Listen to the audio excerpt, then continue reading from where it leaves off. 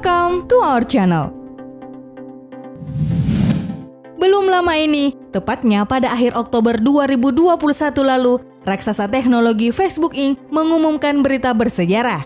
Seperti yang sudah diwartakan dalam beberapa saluran berita di berbagai belahan dunia, perusahaan milik Mark Zuckerberg tersebut telah berganti nama menjadi Metaverse atau disingkat Meta. Sontak, pengumuman tersebut memunculkan beragam reaksi. Seperti diketahui, Mark yang mengumumkan perubahan nama tersebut pada Kamis 28 Oktober menyampaikan, di tahun-tahun yang akan datang, saya berharap orang-orang tidak akan lagi melihat kami sebagai perusahaan media sosial, tetapi sebagai perusahaan Metaverse. Metaverse adalah bentuk paling mutakhir dalam teknologi sosial. Usai diumumkan, kini istilah Metaverse sedang ramai diperbincangkan halayak. Beberapa tentu mempertanyakan apa yang dimaksud oleh sang CEO Facebook dengan perusahaan Metaverse ini. Akan jadi seperti apa perusahaan tersebut kelak? Nah, Data Fakta sudah menyiapkan ulasannya. Mari kita bincangkan. Tapi sebelum lanjut, kami ingatkan kembali untuk subscribe channel ini dan aktifkan lonceng notifikasi kamu untuk mendapatkan video edukatif lainnya dari Data Fakta.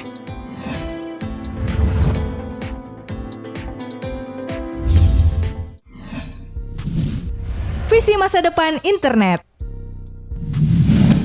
Secara sederhana, Metaverse atau Meta dipahami sebagai di mana tempat dunia fisik dan digital bersatu atau lingkungan online atau dunia selain dunia fisik yang menjadi tempat nyata lain bagi para pengguna untuk melakukan beragam aktivitas. Megan Bobrowski dan Sarah E. Needleman dalam tulisannya menyebut, Metaverse sebagai visi masa depan internet menggambarkan dunia online sebagai tempat yang luas. Di dalamnya, orang-orang dengan avatar mereka dapat bekerja, berbelanja, menghadiri kelas, rekreasi, dan bahkan berjalan-jalan ke bulan. Mark Zuckerberg, pendiri sekaligus CEO Facebook Inc. yang kini menjadi Metaverse, mengatakan bahwa dengan Metaverse, seseorang dapat melakukan semua hal yang bisa dibayangkan, seperti berkumpul dengan teman dan keluarga, bekerja, belajar, bermain, berbelanja, hingga liburan. Singkatnya, Metaverse dalam bayangan Mark berbentuk sebuah dunia virtual yang membawa pengalaman mendekati dunia nyata, bukan hanya sekedar aplikasi dan akun media sosial yang saling berhubungan. Salah satunya, hal itu bisa dilihat ketika Mark tengah bermain anggar di Metaverse dengan peraih medali emas Olimpiade selama konferensi realitas virtual dan augmented streaming yang disiarkan langsung untuk mengumumkan perubahan nama Facebook menjadi Metaverse. Di samping itu dijelaskan, seperti melansir laman Reuters dalam tulisannya What is the Metaverse? Metaverse merupakan istilah yang cukup luas. Hal tersebut secara umum mengacu pada lingkungan dunia maya bersama yang dapat diakses orang-orang melalui internet. Anyway, istilah ini sendiri dapat merujuk pada ruang digital yang dibuat lebih hidup dengan penggunaan virtual reality atau VR dan augmented reality atau AR. Oh ya, istilah meta diketahui berasal dari kata Yunani yang kalau diinggriskan berarti beyond atau melampaui, sedangkan verse bentuk sederhana dari universe memiliki arti alam semesta atau dunia.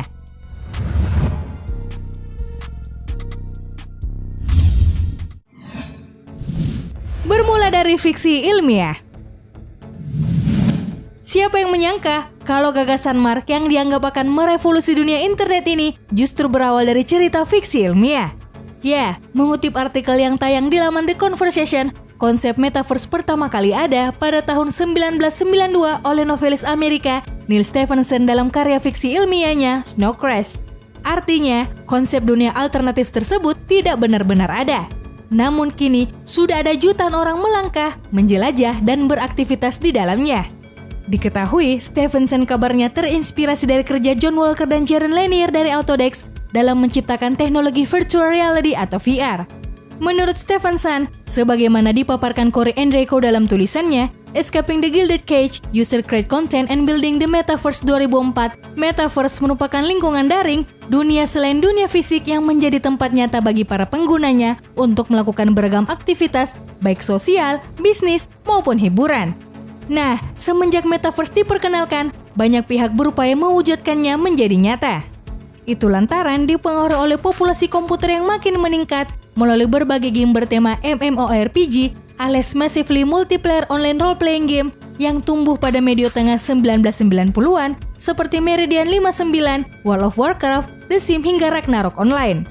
Meski begitu, konsep MMORPG yang adalah video game gagal menghidupkan esensi sebenarnya dari Metaverse. Ia hanya menyajikan dunia virtual untuk bermain, sedikit menyentuh interaksi sosial, dan gagal total terkait aktivitas bisnis bagi para penggunanya. Itulah yang kemudian dilihat Mark sebagai peluang dari apa yang dimaksud sebagai metaverse.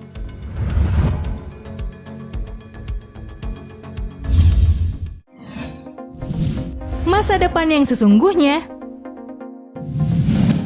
Seperti diketahui, imaji akan dunia semacam ini sudah ramai diangkat ke dalam film-film bergenre sci-fi, yang mana internet sebagai ruang hidup virtual 3D, tempat individu masuk dan keluar, berinteraksi satu sama lain dalam waktu sebenarnya atau real time. Mungkin film The Matrix ini adalah yang paling mendekati bayangan dunia tersebut. Namun apakah kelak metaverse versi Mark Zuckerberg sedistopia dalam film tersebut? Dalam sebuah artikel yang dimuat Wired menjelaskan, banyak pihak di Silicon Valley memandang metaverse sebagai masa depan yang sesungguhnya.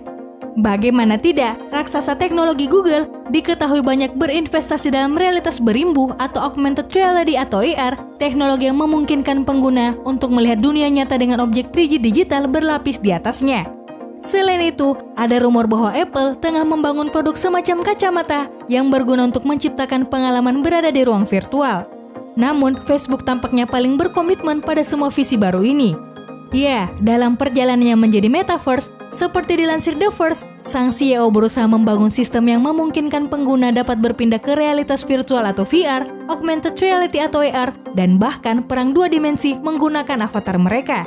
Di sana, pengguna dapat bekerja, bersosialisasi, berbagi sesuatu, dan pengalaman lainnya. Di samping itu, Zuckerberg tidak hanya memiliki platform Facebook, tetapi juga WhatsApp, Instagram, dan Oculus, pembuat perangkat VR, sehingga memiliki kesempatan besar untuk mewujudkan dunia metaverse ini.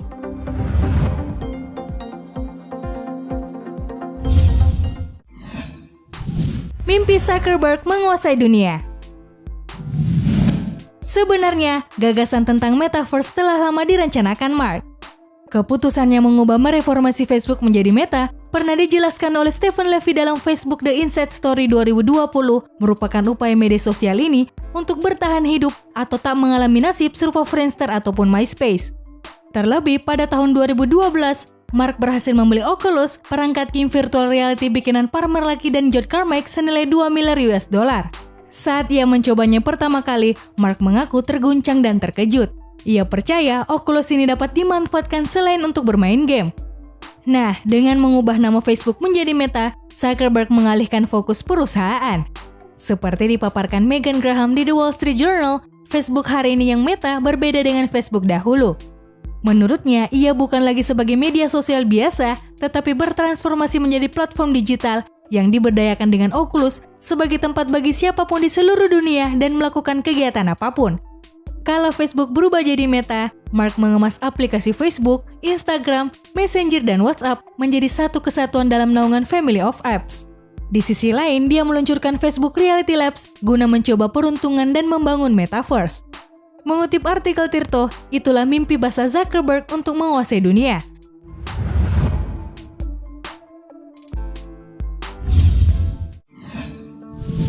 Dikritik sebagai ide buruk. Sulit untuk tidak berpikir ke arah distopia atau kehancuran umat manusia di masa depan, tatkala kita membayangkan bila benar kelak dunia akan seperti ini. Sebagai respon, kritik keras pun mengalir deras dari berbagai pihak. Salah satunya datang dari investor awal Facebook, Roger McNamee. Dalam laporan CNBC Indonesia, ia menyebut dunia virtual metaverse adalah ide yang buruk. McNamee mengkritik lebih banyak informasi yang salah dalam platform tersebut saat ini.